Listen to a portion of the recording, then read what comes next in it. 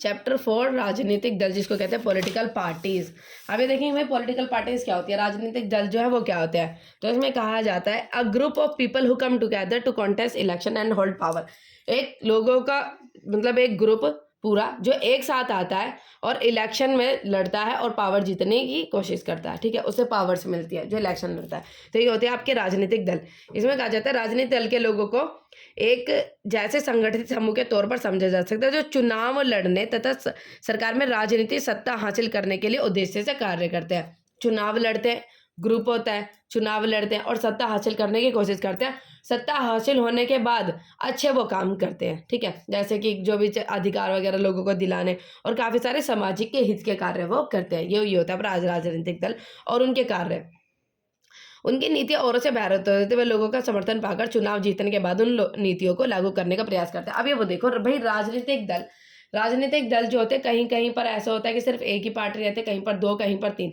तो हम ये राजनीतिक दल के बारे में पढ़ेंगे और राजनीतिक दल है वो किस हिसाब से जो कार्य करते हैं और इंडिया में किस हिसाब से राजनीतिक दल है और कैसे कैसे होते हैं। अब ये देखो राजनीतिक दल के 3 प्रमुख हिस्से हैं। जो राजनीतिक दल होते हैं उसके 3 प्रमुख हिस्से हैं, नेता, क्रिय सदस्य और अनुयायी तथा समर्थन। जो नेता होते हैं, क्रिय सदस्य मतलब जो उसका कार्य करते हैं, जितनी पॉलिटिकल नीतियां बनाई होती है। तीसरा होता है अनुयायी और समर्थक, जो उसको समर्थ करते हैं, जैसे जिताते हैं। कोई भाई कोई पॉलिटिकल पार्टी है भाई, वो जीतती तो तभी है जब कुछ सारे लोग जो हैं, ग्रुप जो हैं, काफ़ी सारे लोग उसके पार्टी में उसके साथ समर्थ रहते हैं और सपोर्ट की वजह से ही वो जीतते हैं।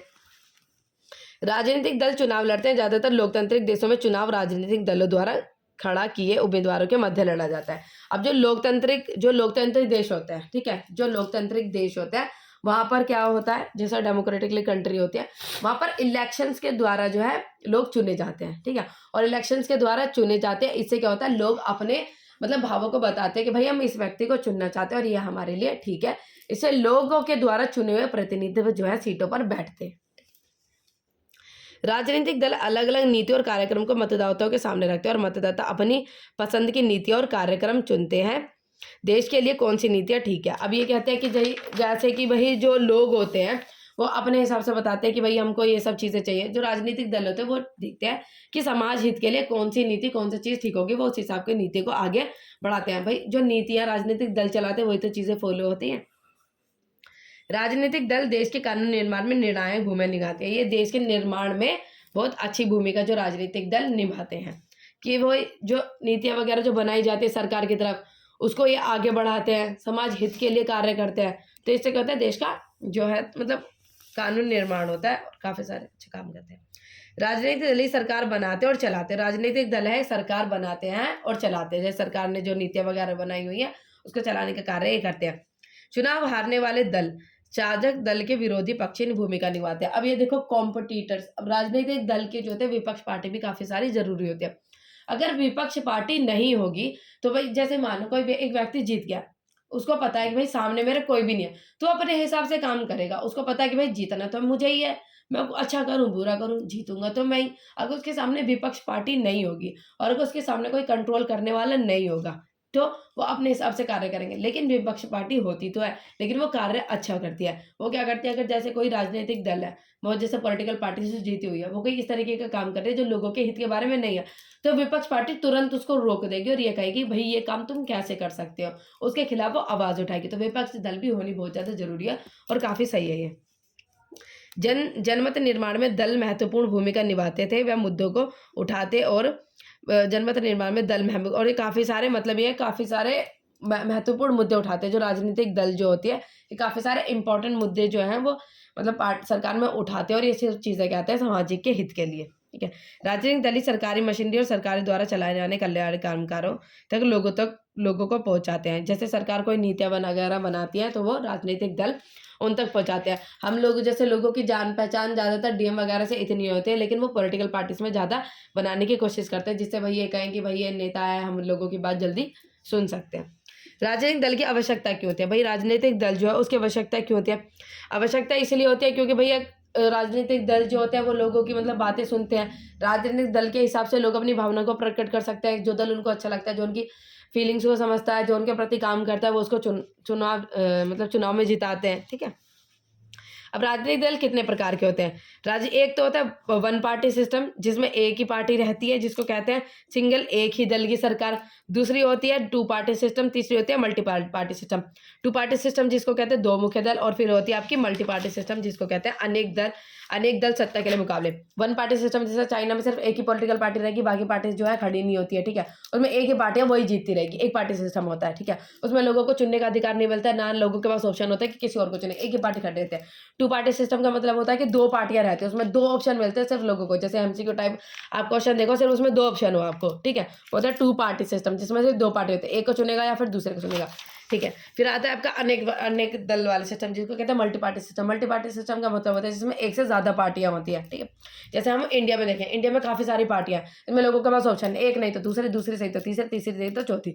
अगर जो पार्टी समझ में नहीं, इसमें लोगों को काफ़ी सारे ऑप्शन मिलते हैं, कोई एक पार्टी अच्छा सब काम नहीं कर रही तो वो दूसरी पार्टी के समर्थन में हो जाते हैं। इस तरीके से मल्टी पार्टी सिस्टम काफ़ी अच्छा है, जो कि इंडिया में लोगों को ऑप्शन मिल जाते हैं। और एक पार्टी सिस्टम जो अच्छा नहीं है, अगर एक पार्टी अगर गलत कर रही है तो उसको भाई उसको हारने का डर ही नहीं है, क्योंकि एक ही पार्टी सिस्टम, उसको लग रहा है भाई मैं जीतूंगी, कोई कॉम्पिटिटर नहीं है, वो अपने हिसाब से काम करेगी और तानाशाही बना कर रखेगी। तो मल्टी पार्टी सिस्टम काफ़ी ज़्यादा अच्छा है।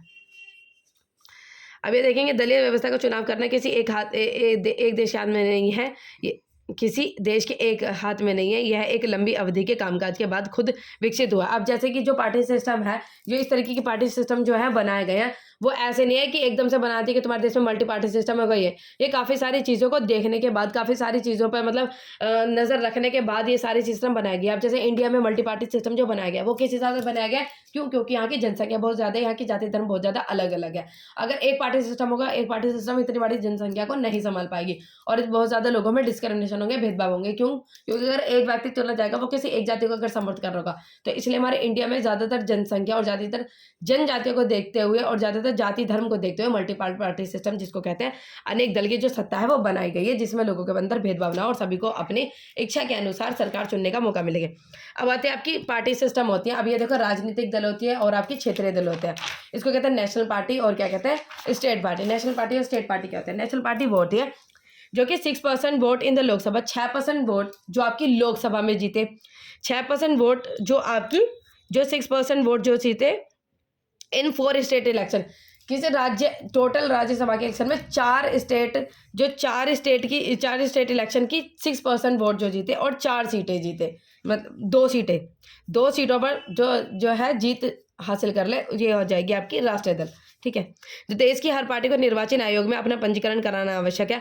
और राजनीतिक दल, वो राष्ट्रीय दल वो वाली पार्टियां बनती है जो काफ़ी अच्छे खासे नाम के होते हैं, काफ़ी सारी पुरानी होती है, जिनका नाम काफ़ी टाइम पहले से चला जा रहा है, और उनको चिन्ह भी वो मिलते हैं जो काफ़ी पुराने और नाम से चले हुए आ रहे हैं। उस हिसाब से पुराने मतलब ये है कि काफ़ी उनका नाम होता है, वो राजनीतिक राष्ट्रीय दल होते हैं और काफ़ी इनका नाम रहता है। वो आपकी नेशनल पार्टियां, मतलब बड़ी पार्टियां जो हो जाती हैं, राष्ट्रीय दल इनको कहा जाता है। बड़े और स्थापित दलों को कुछ विशेष सुविधाएं मिलती है और इनको कुछ अलग से विशेष सुविधाएं भी मिलती हैं। इनको चिन्ह भी काफ़ी अच्छे वाले जो मिलते हैं। और जो नई पार्टियां आती है, उनको क्या होता है, थोड़े नए चिन्ह मिलते हैं, इनका इतना नाम नहीं होता, ठीक है। अब ये देखो, जिसका प्रयोग पार्टी का अधिकतर विधार करता है, इस विशेषाधिकारी और पुण्यता, इसको मान्यता प्राप्त दल भी इनको कहा जाता है। जैसे क्वेश्चन है आपका, मान्यता प्राप्त दल कौन से होते हैं, तो वह होते हैं आपके राष्ट्रीय दल होते हैं। फिर आता है आपका क्षेत्रीय दल। क्षेत्रीय दल कौन से होते हैं? क्षेत्रीय दल वो होते हैं जिसको 6% vote in the state legislative assembly, 6% vote इनको स्टेट लेजिस्लेटिव असेंबली में मिले, वो होती है आपकी क्षेत्रीय दल, इनको कहा जाता है। अब राष्ट्रीय दल देखो, जिनका example all India Trinamool Congress, जो कि 1 जनवरी 1998 को गठित की गई थी। बहुजन समाजवादी पार्टी जो 1984 में गठित की गई थी काशीराम के नेतृत्व में। भारतीय जनता पार्टी जो पूंजीगत करके 1980 में एक पार्टी बना ली। 1999 में श्याम प्रसाद मुखर्जी ने भारतीय जनसंघ का गठन किया। फिर आती है communist party of India, communist party जिसको कहते हैं CPI, 1925 में गठित की गई। फिर आती है आपकी CPIM, 1964 में गठित की गई, स्थापित की गई। और इसमें क्या हो जाती है आपकी मार्क्सिस्ट लेनिनवाद में आस्था और समाजवाद, धर्मनिरपेक्षता तथा लोकतंत्र के समर्थक तथा समाजवाद और सांप्रदायिकता की विरोधी है। ये सांप्रदायिकता की विरोध करती है, ठीक है।